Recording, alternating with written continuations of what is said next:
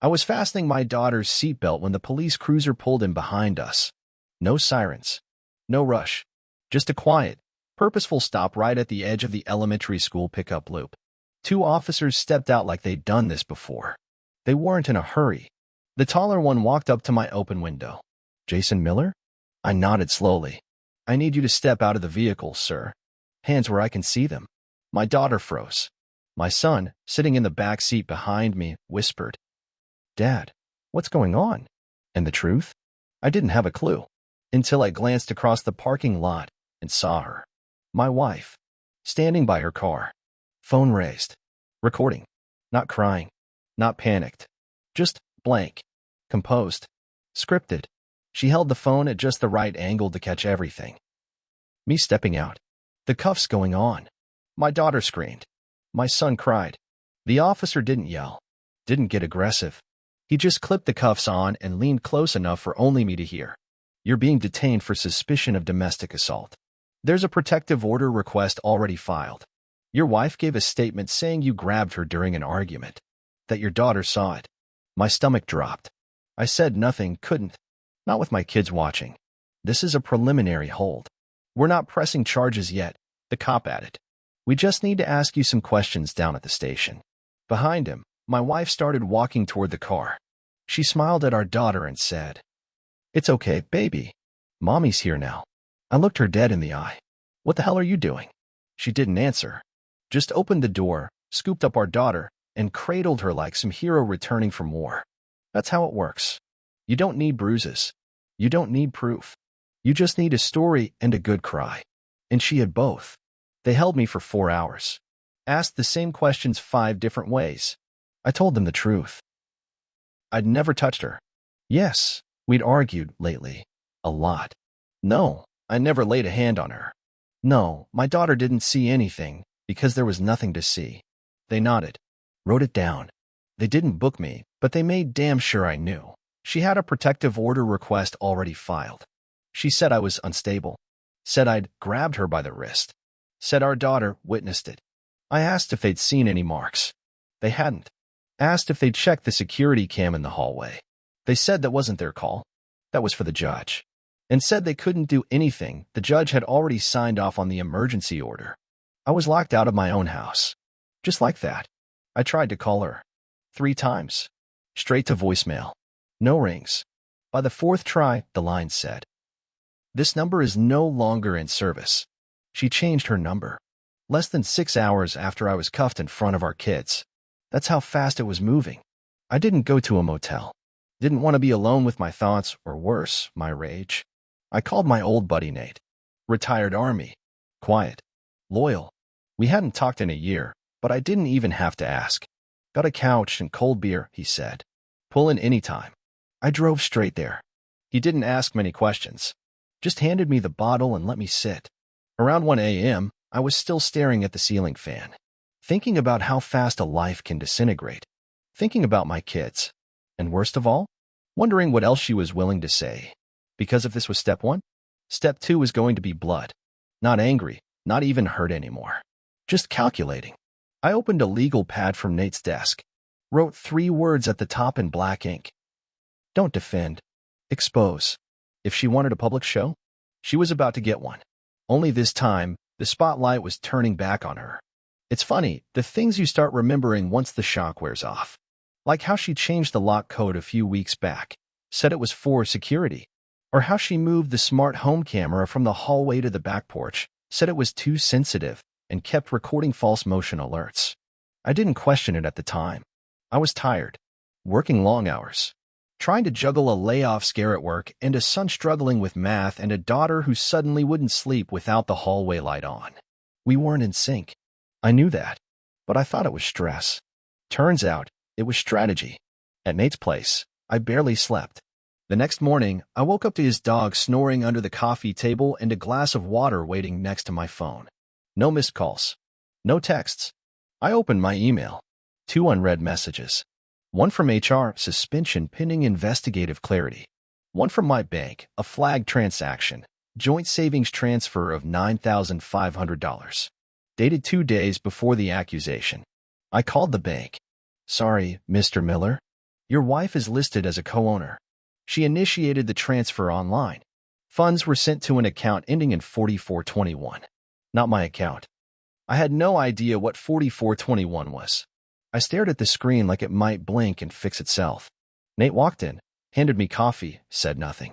I finally looked up. She's good. He nodded. Too good for this to be spontaneous. That's when it hit me. This wasn't a heat-of-the-moment call. This wasn't a panicked reaction to a bad fight. This was step 3 in a plan she'd started weeks ago. I started making a list. Everything small, everything that felt off. The new passcode. Her suddenly sleeping in the guest room to get better rest. Her deleting the family calendar from my phone. That girls' night she insisted on 2 Fridays ago, the one where she came home smiling, no makeup, and a little too quiet. Her quitting her job to reset. The smart speaker disappearing from the living room. That last one? That hit hardest. Because the Echo was set up under my account, full access to our camera history, voice recordings, schedules. And just like that, it vanished. You think she planned this start to finish? Nate asked. I didn't answer. I just kept writing. Around noon, I made my first move.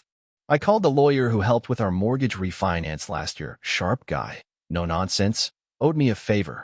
What do I do if someone files a false restraining order and it sticks? There was a pause on the line. You build a case before the court date, he said. And if it's fabricated, you better start collecting proof now. Before she realizes you're not folding. He didn't have to say the rest. Because by that point, I knew.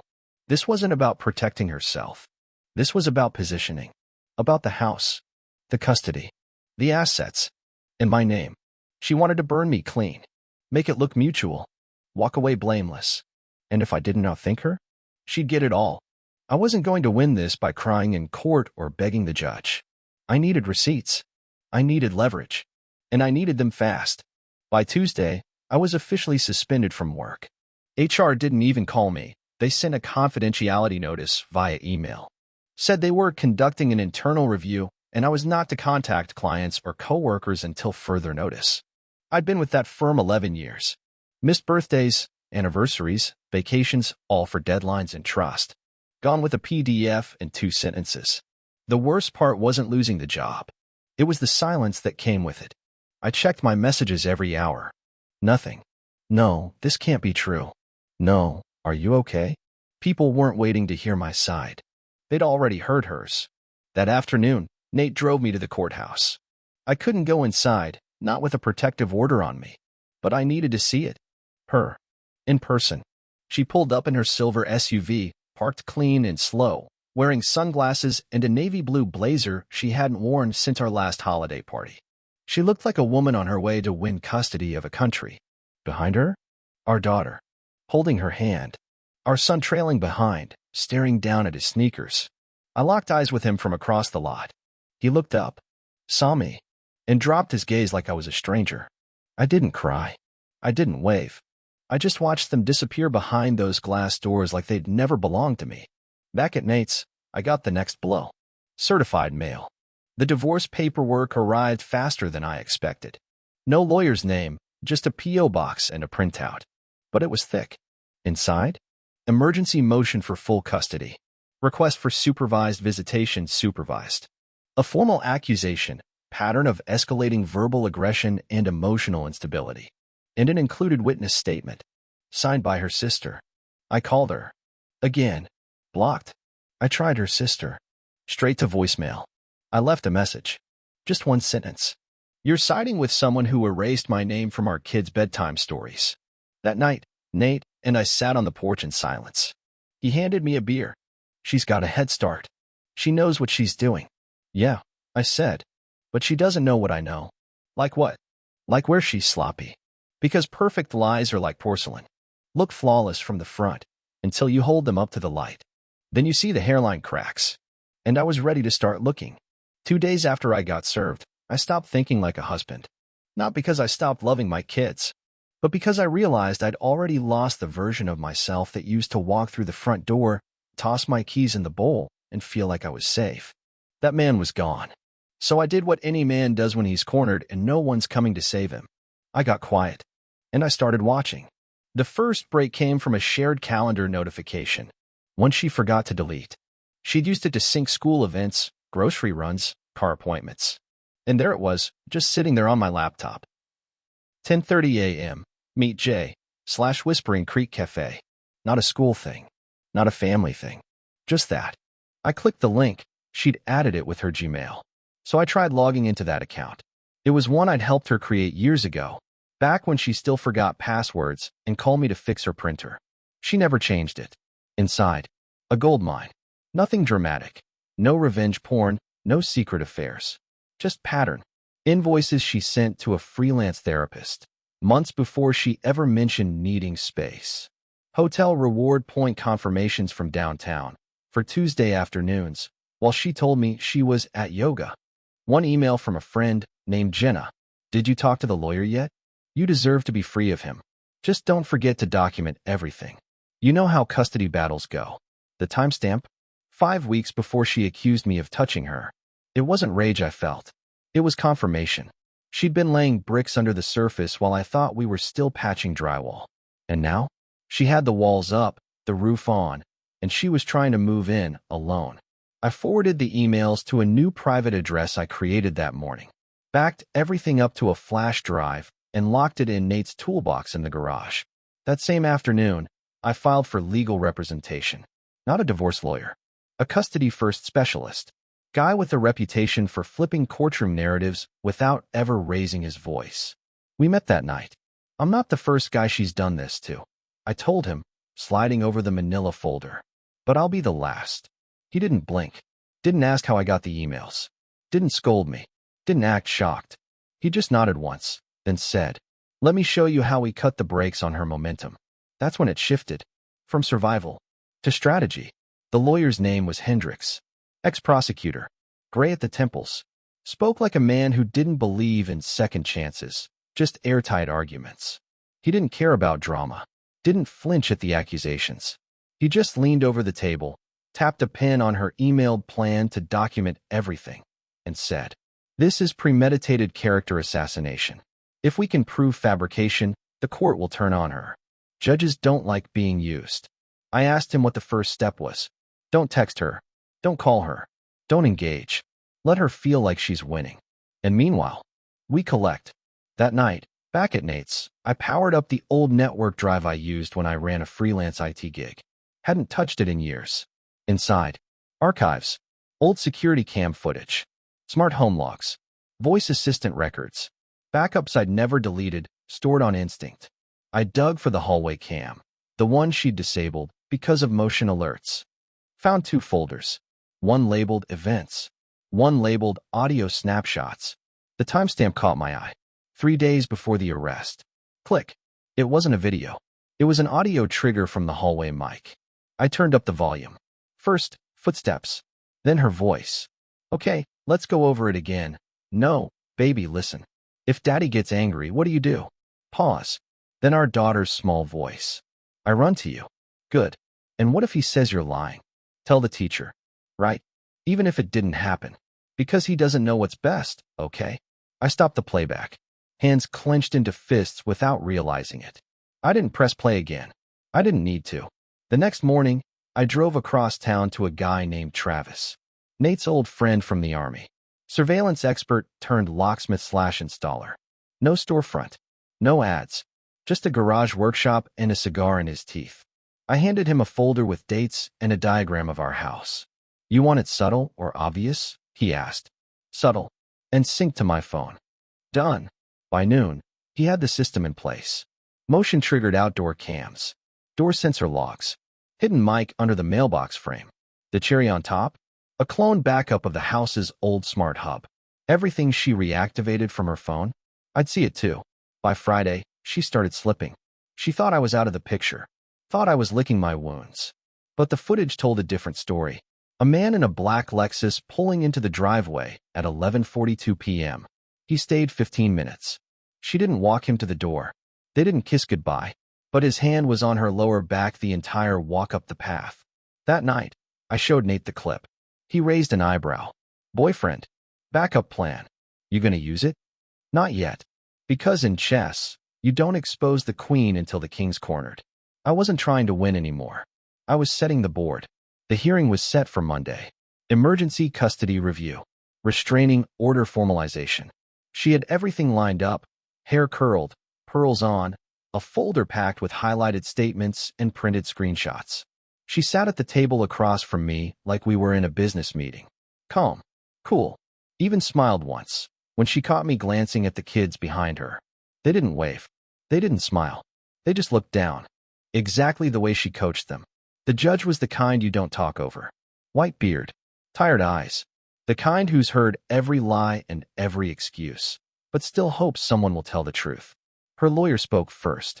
Polished, empathetic. Talked about instability, emotional volatility, a pattern of neglect. Introduced the evidence like he was unveiling war crimes. Then he passed out color copies of screenshots. Texts, supposedly from me, calling her names, threatening her, saying I'd take the kids before you ever win. I'd never written them. I looked at Hendricks. He didn't flinch. He stood up slowly, adjusted his tie, and said, Your Honor, may I direct the court's attention to the metadata on page 6? The judge raised an eyebrow. Go on. Hendricks tapped the paper. The texts were generated through a third-party app, time-stamped while Mr. Miller was in police custody, without access to his phone. We've submitted documentation verifying that. What my client would like to know is, if he didn't send these, who did? You could feel the air shift. The judge looked at her. Her hands tightened. No expression. Then Hendricks slid one more sheet forward. Additionally, Your Honor, we have reason to believe the children's statements were influenced. Audio footage is being processed, but preliminary analysis shows rehearsed language patterns. Are you accusing the petitioner of coaching the children? The judge asked. We're asking the court to slow down, to examine this a little deeper before stripping a father of his home, his name, and his relationship with his kids. She stood up. Didn't ask to be recognized. Didn't wait. He's manipulating the system, she said. He's just angry because he got caught. That's enough, the judge snapped. You'll speak through counsel. For the first time since this started. She looked rattled. The judge paused, took a long breath. Then he said the first real win I'd heard in weeks. Supervised visitation will be granted to Mr. Miller until this matter is resolved in full. I'm not ready to rule on permanent custody without more. She didn't look at me, not even once. Just stared at her lawyer with wide eyes like she hadn't planned for this. I didn't smile, didn't celebrate, just stood, buttoned my jacket, and walked out of that courtroom without a word. Because the truth? That wasn't the victory. That was just the first crack in her castle. 3 days after the hearing, she called me. Not from her number, from a blocked line. I let it go to voicemail. Her voice was clipped. Nervous. Practiced. I don't know what kind of stunt you're trying to pull with this metadata crap, but it's not going to work. I already have the kids. You're not getting back in. Just accept it. Then she hung up.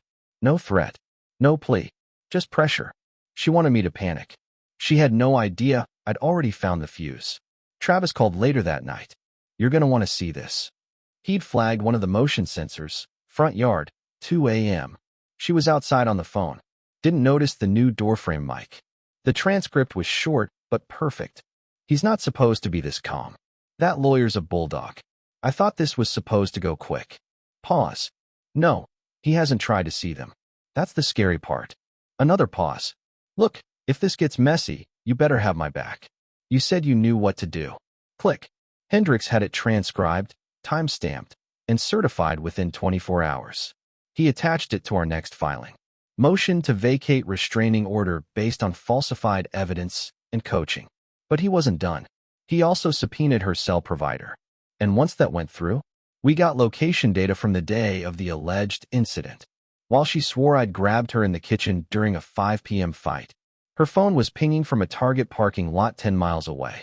She was never in the house that afternoon. The bruises she posted to her private support group on Facebook suddenly had no timeline. The photos couldn't be verified. No police report. No ER visit. Just grainy selfies. And one more thing. A file from her deleted Gmail account, recovered from the trash bin on my clone drive. A Word doc, titled, Timeline Draft V2. Hendricks read it silently, then passed it back. She wrote her own script, he said. And she's sticking to it. That's the thing about lies, he said. The longer they go on, the heavier they get. Eventually, she'll either drop one. He flipped the folder shut, or choke on them all.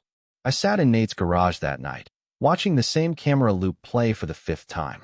She walked out front in a hoodie, barefoot, pacing. Same night, same call. She looked around the street like she felt something slipping, like she knew the walls were tightening. Because they were. It started with her sister, the one who signed the witness affidavit. The one who claimed I shouted so loud the walls shook and had been aggressive for years. Hendricks deposed her privately. Not in court, yet. Just a quiet, preliminary sit-down in a neutral office space. She showed up 15 minutes late. Sweating. No lawyer. Didn't look like someone ready to back up a statement under oath. Hendricks asked 2 questions. Were you present during the incident your statement describes? She hesitated. Looked at the floor. No. Second question. Did your sister ask you to write it anyway? Long pause. Then she said the words that made this whole thing shift. She said it was the only way to keep the kids safe and the house. Hendricks didn't raise his voice. Didn't press. Just marked the moment, closed the file, and thanked her for her time. By Friday, we had what we needed to file a motion for perjury and witness manipulation. I didn't celebrate, because the next piece hit harder. One of her friends, a woman named Lindsay, messaged me out of nowhere. We hadn't spoken in months. She used to come to dinner parties with her husband. Our kids had played together. She messaged 2 words. I'm sorry. I didn't know what she meant. Then she sent a screenshot. A Venmo transfer from my wife. $500. Caption. Thank you for having my back. It was dated the day before she gave a written statement to her attorney. Hendricks nearly smiled when I showed him. People always leave a trail, especially when they think they're winning. We subpoenaed the friend. She folded. Admitted she was pressured to say I was moody and controlling. She told the court she never witnessed a single argument. She said my wife told her what to write, just in case things went south. And then the dominoes started falling. HR at my job reinstated me. Quietly. No apology, but they knew. The emergency order was lifted. I got visitation restored. Not supervised. Not conditional. Real time. With my kids. I picked them up outside their school. My daughter ran to me first. My son followed slowly, unsure. I knelt down and said nothing. Just opened my arms. He hesitated. Then he came in. Held me tighter than he ever had. I didn't talk about what their mother did.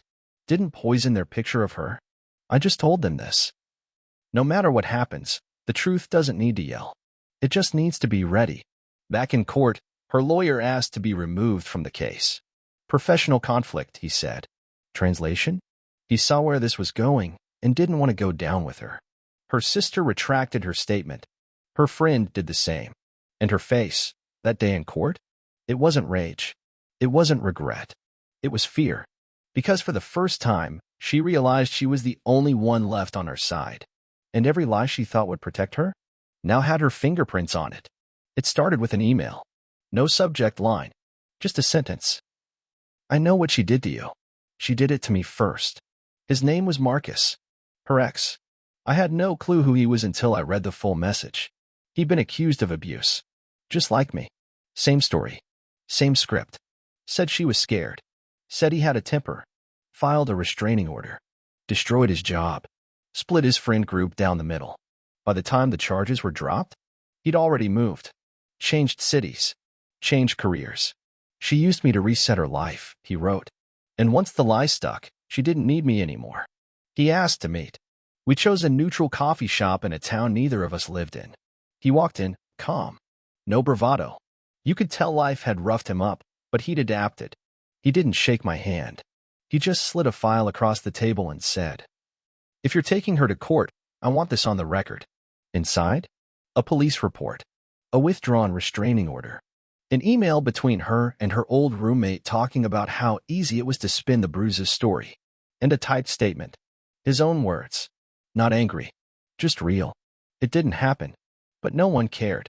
And once the machine started rolling, I couldn't stop it. Hendricks was silent when I handed it to him. Then he looked at the email and said, Pattern behavior. Same accusation. No physical proof. Same collapse. She's done it before. He filed immediately. Motion to introduce character testimony from prior partner and previous false abuse claim. It was a long shot, but we had proof this time, and a man who wasn't afraid to speak. The day Marcus walked into court, she locked up. Didn't speak. Didn't blink. She just stared as he took the stand and told the court. She accused me of hitting her in 2016. I didn't, but I lost my job, my lease, my friends, and my reputation. She never walked it back. She just disappeared. He turned and looked at her for the first time. Now she's doing it again. She didn't respond. No rebuttal. No questions. She just sat there, hands in her lap, watching her own play fall apart in front of a full house. Hendricks rested, and when the judge gave her a chance to speak, she declined. The court ruled the restraining order officially nullified. Our custody agreement shifted again in my favor. The perjury investigation opened the same week.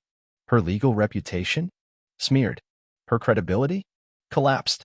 And Marcus? He shook my hand outside the courthouse. Took me 6 years to get my name back. You did it in 3 months. Not alone, I said. That night I drove home with the windows down. First quiet drive in weeks. Because now, the story she built to bury me had her name on the coffin. The next time I picked up the kids, they didn't ask questions. They just got in the car like it was normal again. No tension. No whispers. Just silence. The good kind. The kind you earn. We went to the park. Got ice cream.